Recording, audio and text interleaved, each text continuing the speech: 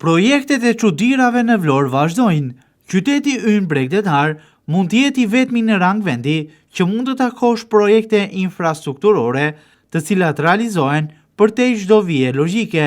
Vlora mund të jetë ndoshta qyteti vetëm në rang vendi ku brenda një trotuari me gjerësi minimale mund të gjesh pemë të mbjella, shtylla të ndriçimit rrugor të vendosura, tabela informuese vertikale, por gjithashtu edhe tabela të emërtimeve të rrugëve.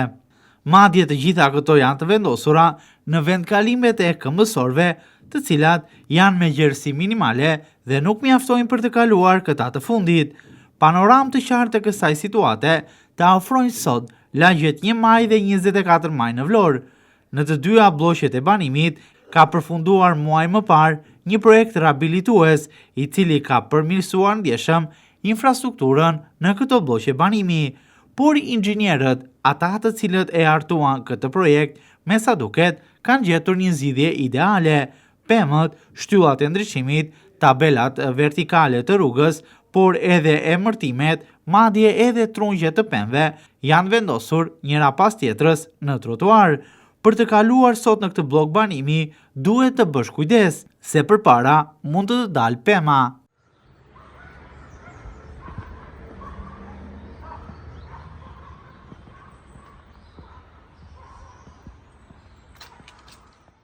Në këtë blok banimi sot nuk ka një vend se ku mund të kalojnë këmbësorët. Këta të fundit, drejtuesit me biçikleta detyrohen që çdo ditë të kalojnë në rrugë, duke rrezikuar jetën nga automjetet të cilat lëvizin brenda bllokut të banimit dhe janë në një numër tepër të lartë.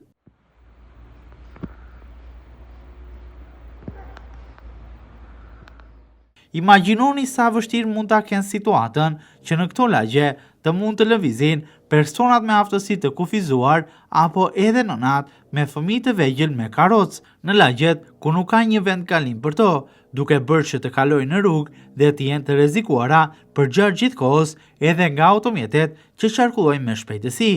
Kjo është një problematikë të cilën e vuajnë çdo ditë me qindra familje banuese në këtë zonë. Vërtet projekti ka përmirësuar kushtet infrastrukturore, por ka lënë pas anomali problematika të tilla të pazgjidhshme.